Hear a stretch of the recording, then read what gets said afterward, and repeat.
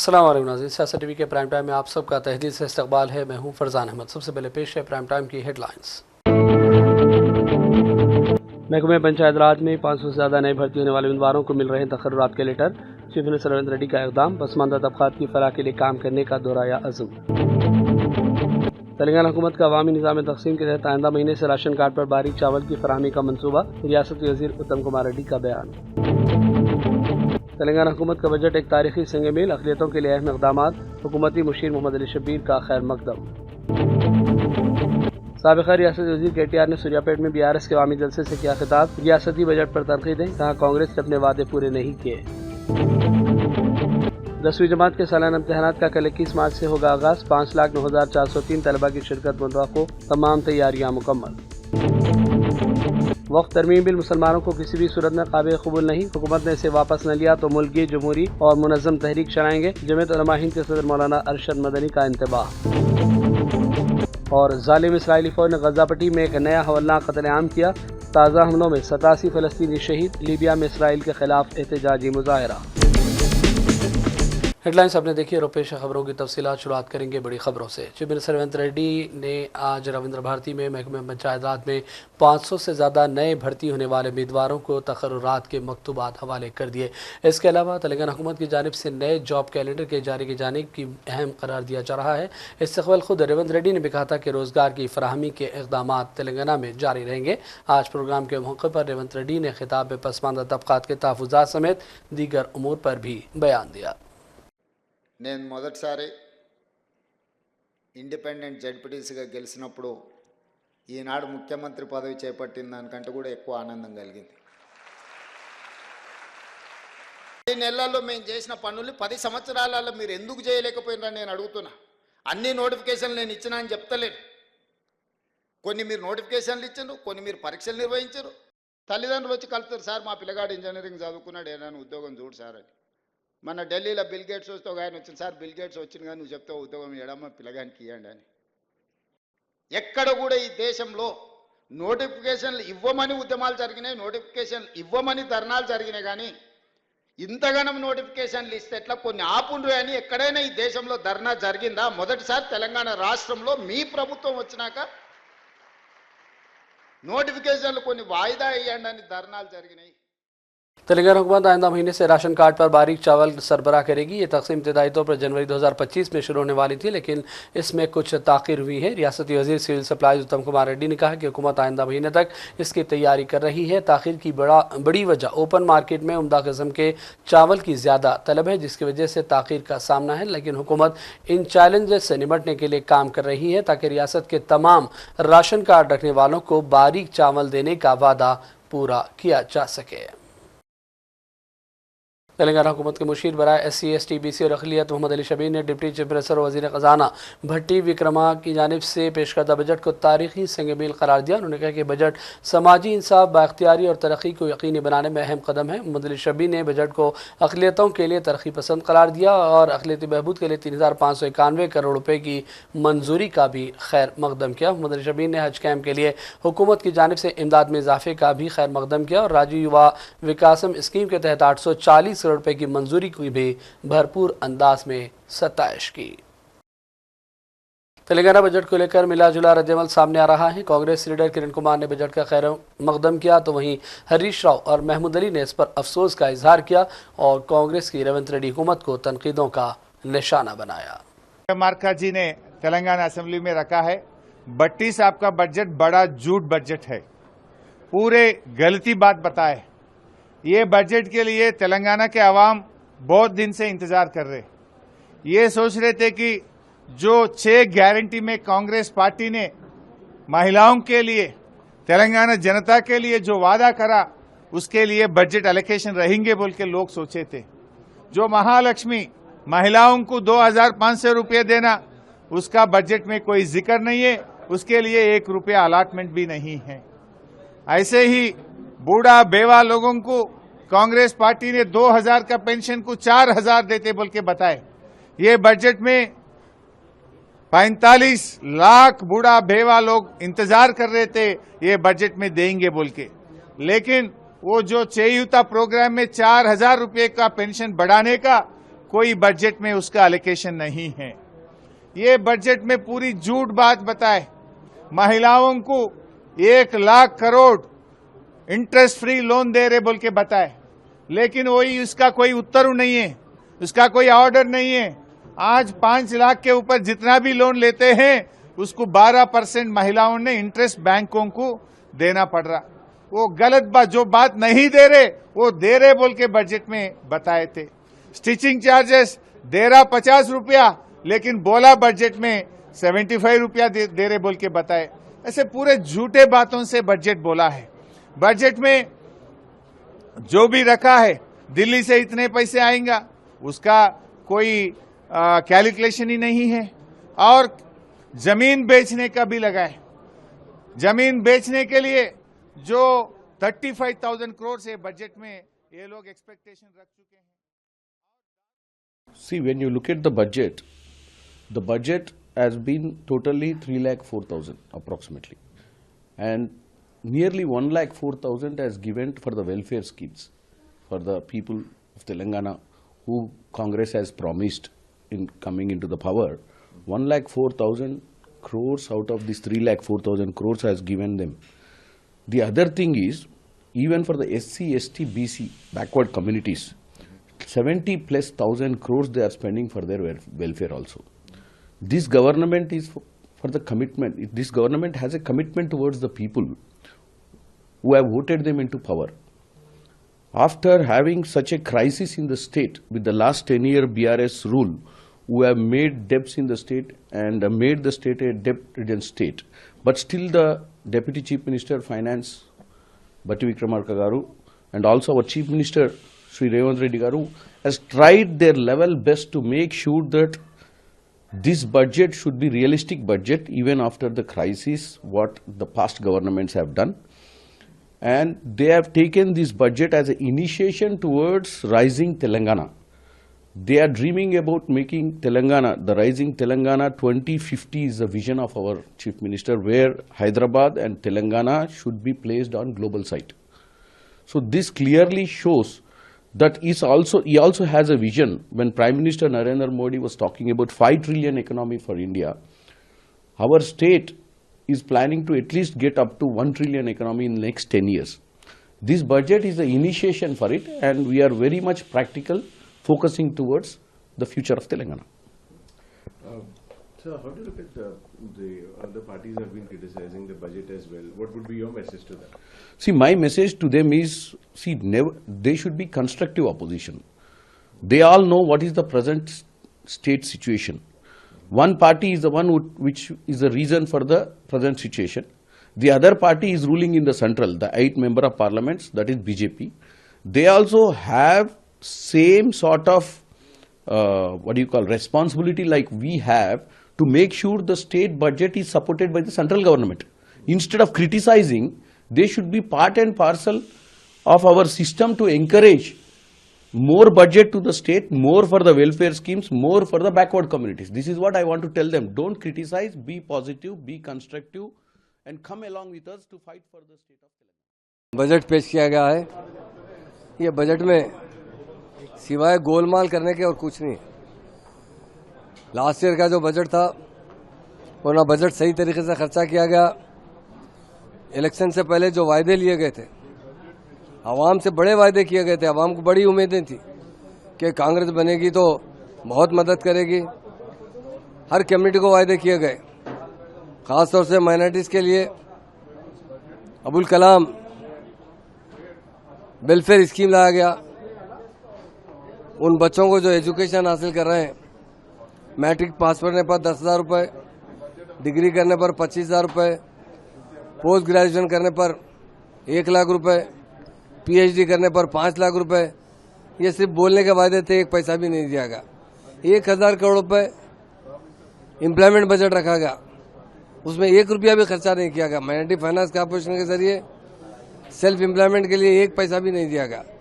दूसरा बजट जो था 3,005 करोड़ का, उर्दू एकेडमी का, हज कमेटी का,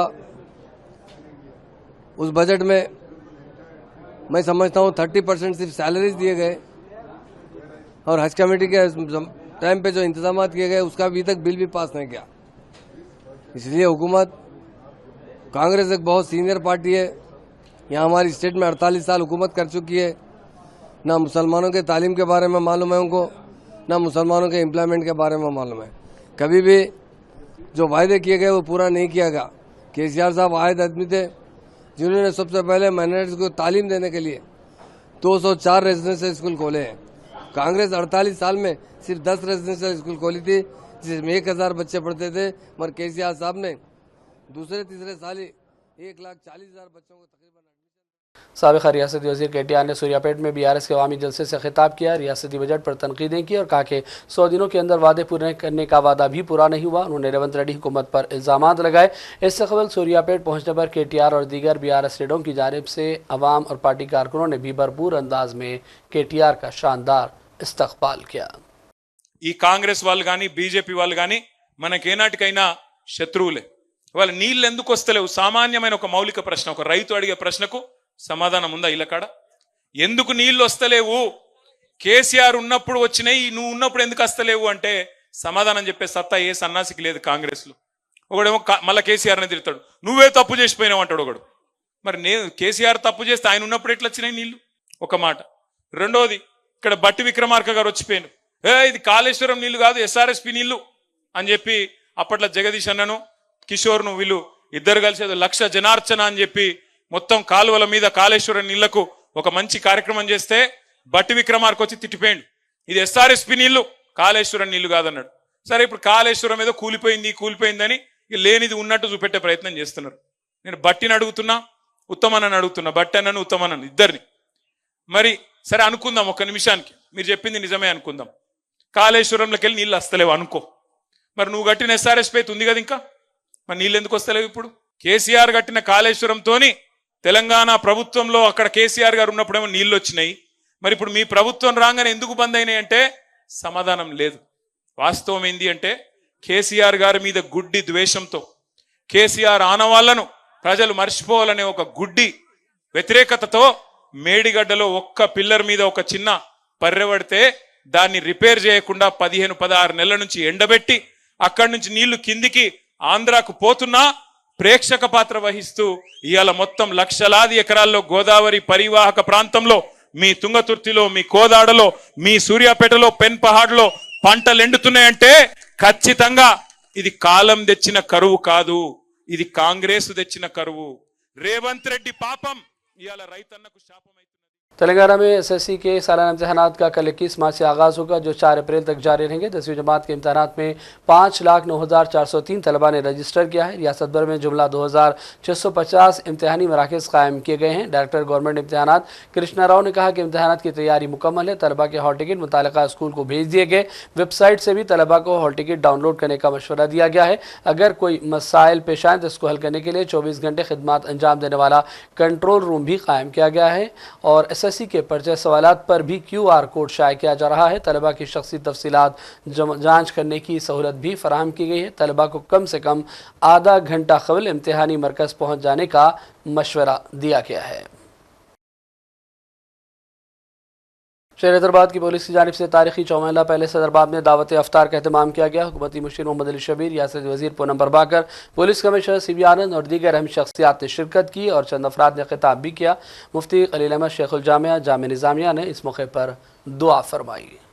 शाह नशी पर तशरीफ़ फरमा तारीखी शहर हैदराबाद के मुआज़्ज़िज़ उलेमा, मशैकीन, रिटायर्ड सीनियर ऑफिसर्स, सियासी कायदीन और आप सब दोस्तों को हैदराबाद सिटी पुलिस की जानिब से दावत इफ्तार में अपना कीमती वक्त निकालकर रमज़ान के मुक़द्दस महीने में आप सब ने हमारी दावत को कबूल किया और तारीखी चौमहला पैलेस में आप तशरीफ़ लाए। आप सब की मौजूदगी से हमें बेहद खुशी हुई है। मैं आप सभी का शुक्रगुजार हूँ। रमज़ान बेहद मुबारक महीना है। इसमें मुसलमान भाई और बहन रोज़ा रखकर एक तरफ अपने रब की इबादत करते हैं तो दूसरी तरफ रोज़े के तजुर्बे के ज़रिए गरीब और कमज़ोर लोगों की भूख और परेशानी को महसूस करते हैं, उनकी दुख दर्द बांटते हैं और उनकी मदद करते हैं। ये महीना हम सबको सब्र सिखाता है, अपनी ज़रूरतों और हसरतों पर काबू पाना सिखाता है। इस बारे में मैं एक शेर पेश करना चाहता हूँ। शुक्र क्या होता है ये सहरी सिखा देती है, शुक्र क्या होता है ये सहरी सिखा देती है, सब्र क्या होता है ये इफ्तार सिखा देता है।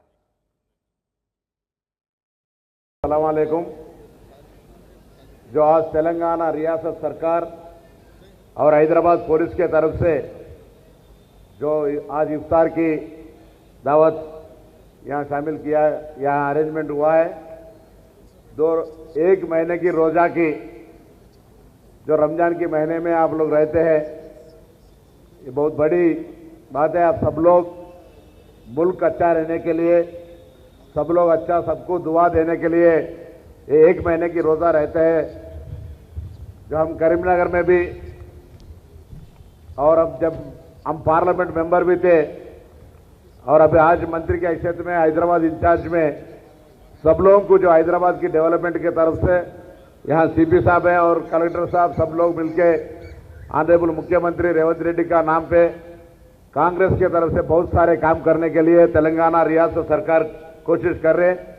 आज का बजट भी हुआ तो सबको साथ में ले जाने की जो कोशिश है, मैं आप लोगों से यही मांग करता हूं कि आज ये रमजान महीने में सरकार को भी सबको दुआ दीजिए, दुआ दिलाने के लिए प्रे करिए, सब अच्छा रहे। यही सब लोग, हैदराबाद की शान भी इसी में है। एक गंगा जमनी सहेज रहने के लिए जो सब लोग अपन मिलके इस देश को हैदराबाद की एक पहचान अपन दिखाते हैं, वो आगे और आने वाला दिन में हैदराबाद की पहचान दिखाने के लिए यहाँ अपना पुलिस एफिशिएंसी पुलिस है, जो अच्छे लोगों के लिए बहुत अच्छा है, जो अच्छा नहीं है उनके लिए भी कैसा काम करना है, मजबूत पुलिस अपने पास है, तो उनको भी तारीफ करते हुए आज जो पब्लिक रिलेशन मेंटेन करने के लिए यहाँ ये रमजान के महीने में ये इफ्तार पार्टी लगाता है, इसमें सब लोग बड़े बड़े यहाँ मोहल्ले से इधर लोग आए हुए सब लोगों को मैं उलमाए किराम, मशाइकीन इज़ाम, सियासी कायदीन और आप सभी को वेलकम करती हूँ। आप सबका रमज़ान मुबारक की बात देती हूँ। आप सबका शुक्रिया कि आपने इस दावत को कबूल किया और तशरीफ़ लाए। ये रमज़ान का दूसरा अशरा है। मुझे उम्मीद है कि आपकी इबादत अच्छे से चल रही होगी। मेरी तमन्ना है कि आप रोज़े, नमाजें और दुआएं आपकी कबूल हों और आप हमेशा खुश रहें। दोस्तों, इस महीने में रोज़े के साथ साथ गरीबों और कमज़ोरों की मदद का जज्बा काबिल तारीफ़ है। प्रॉफिट सल्लल्लाहु अलैहि वसल्लम फरमाते हैं कि अच्छे लोग वो हैं जो दूसरों की मदद करते हैं। इस महीने में लोग ज़कात करके दूसरे लोगों की मदद करते हैं। दोस्तों, हैदराबाद का रमज़ान बहुत मशहूर है। हैदराबाद में रमज़ान के दौरान हिंदुस्तान की गंगा जमुना तहजीब देखने को मिलती है। हमारे मुसलमान भाइयों के साथ ही दूसरे मजहब के लोग भी ईद और रमज़ान को मनाते हैं। मिस वर्ल्ड साल 2025 इस साल 7 मई से 31 मई के दौरान शहजाबाद में मुनक़िद होगा। दुनिया भर से बड़ी तादाद में लोग जमा होंगे और तेलंगाना की सयाहत को भी भरपूर फ़रोग़ मिलेगा। इस सिलसिले में हैदराबाद में प्रोग्राम का इनेकाद किया गया, जिसमें रियासती वज़ीर सियाहत जुपल्ली कृष्णा राव और दीगर कई अहम शख्सियात ने शिरकत की। जुपल्ली कृष्णा राव ने मीडिया के लिए बयान भी जारी किया। In getting this event to Telangana, lot of states are in competition to grab this opportunity. Not only the states, even different countries after it. So fortunately, because of the efforts of our Chief Minister, we could get this event. With this, we will be showcasing Telangana, its heritage, its culture, art forms, strengths, showing to the globe. Thereby, we will be attracting lakhs of people within the country and even from outside the country, which supports the promotion of tourism. Thereby, it generates revenue and also it provides employment for the unemployed youth, men and women, and also increases the state revenue. We have to do this. It's an opportunity.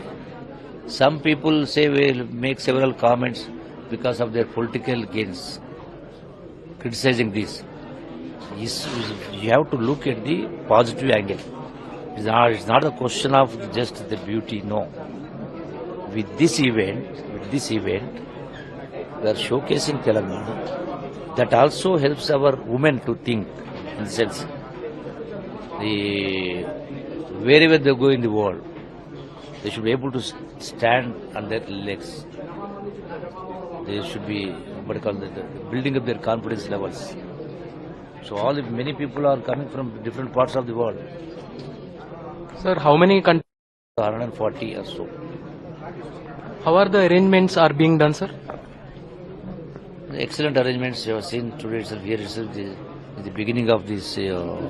Still it's a long way to go. It is somewhere in the May first week. So definitely all arrangements are being made. All the security is being taken care by the government, police department, and every concerned department is participating. These are not only the tourism department and also for promotion of what we call temple tourism, eco-tourism, health tourism, medical tourism and all that, all are involved. So are doing in a big way. Definitely this way a grand success. It generates revenue, provides employment. This is being conducted by the Tourism Corporation of Telangana. Corporation itself is a profit-making body. Task force south west zone और GHMC के veterinary हुकाम ने मुश्तरका कार्रवाई करते हुए मंगल हाट हैदराबाद में बासी और ख़राब गोश्त फरोख्त करने वाले एक शख्स को गिरफ्तार कर लिया और भारी मकदार में 12 टन बासी और गैर मेयारी पाए, मुंडी, भेजा, गुर्दे और कलेजी जब्त कर ली गई, जिसकी मालियत 8 लाख रुपए बताई जा रही है।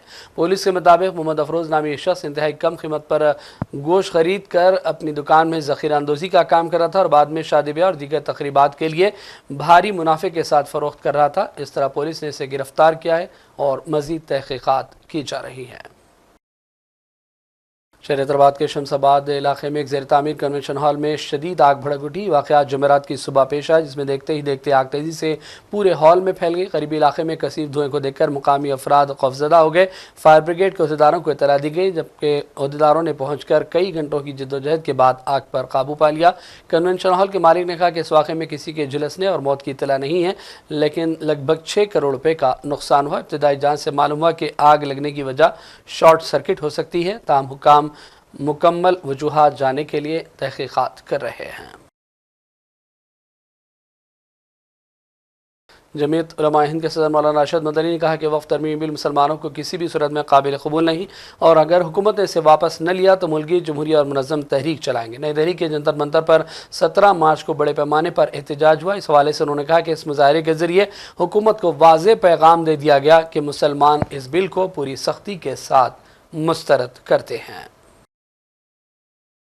लोकसभा में आज अपोजिशन के चंद अरकान टी शर्ट पहन कर आए और नारेबाजी करने लगे, जिसकी वजह से ऐवान की कार्रवाई 2 बार मुलतवी करना पड़ा। स्पीकर ओम बिरला ने कहा कि ऐवान एहतराम और वक़ार के साथ चलता है, तमाम अरकान को ज़ाब्तों पर अमल आवरी करना ज़रूरी होता है। बिरला ने कहा कि अपोजिशन अरकान नारे लगाएं, टी शर्ट्स पहनकर ऐवान में आएँ तो ये मुनासिब बात नहीं होगी। ऐवान वक़ार के साथ चलेगा, चाहे कोई भी हो। उन्होंने कहा कि टी शर्ट पहने हुए अपोजिशन अरकान के ऐवान से बाहर जाने के बाद ही कार्रवाई चलेगी। जनूबी हिंद के साथ मुबैना नाइंसाफ़ी को लेकर DMK के अरकान ने दरअसल एहतजाज किया था।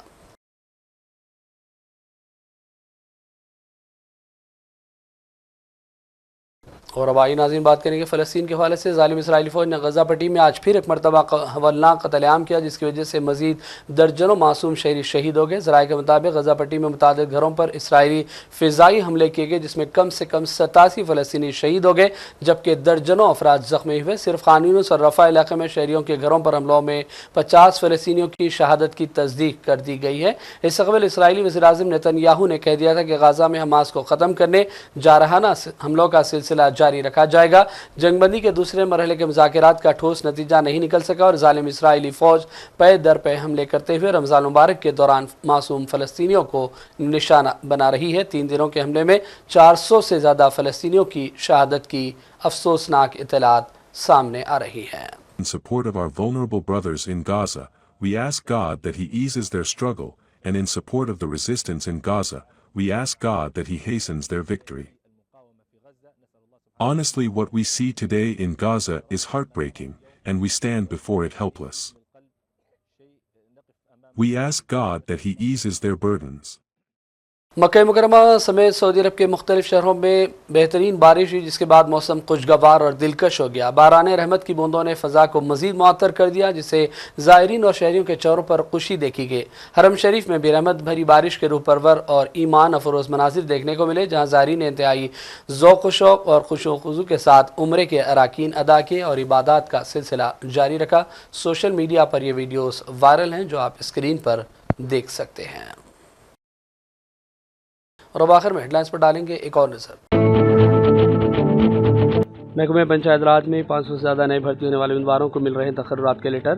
चीफ मिनिस्टर रेवंत रेड्डी का इक़दाम, पसमानदा तबक़ात की फलाह के लिए काम करने का दोहराया अज़्म। तेलंगाना हुकूमत का अवामी निज़ाम तक़सीम के तहत आइंदा महीने से राशन कार्ड पर बारीक चावल की फराहमी का मनसूबा, रियासती वज़ीर उत्तम कुमार रेड्डी का बयान। तेलंगाना हुकूमत का बजट एक तारीखी संग मील, अक़लियतों के लिए अहम इक़दामात, हुकूमती मुशीर मोहम्मद अली शबीर का खैर मकदम। साबिक़ा रियासती वज़ीर KTR ने सूर्यापेट में BRS के अवामी जलसे से किया खिताब, रियासती बजट पर तनक़ीदें, कहा कांग्रेस ने अपने वादे पूरे नहीं किए। 10वीं जमात के सालाना इम्तिहानात का कल 21 मार्च से होगा आगाज़, 5,09,403 तलबा की शिरकत मुतवक्को, तमाम तैयारियाँ मुकम्मल। वक्फ तरमीम बिल मुसलमानों को किसी भी सूरत में काबिल कबूल नहीं, हुकूमत ने इसे वापस न लिया तो मुल्की जमहूरी और मुनज़्ज़म तहरीक चलाएंगे, जमीयत उलमा हिंद के सदर मौलाना अरशद मदनी का इंतबाह। और जालिम इसराइली फौज ने गजा पट्टी में एक नया हवलनाक कत्लेआम किया, ताज़ा हमलों में 87 फ़लस्तीनी शहीद, लीबिया में इसराइल के खिलाफ एहतजाजी मुजाहरा। प्राइम टाइम का सिलसिला फ़िलहाल यही ख़त्म करते हैं। मोहम्मद फरजान अहमद को पूरी टीम के साथ इजाज़त दें। देखते रहिए सियासत TV। अल्लाह हाफ़िज़।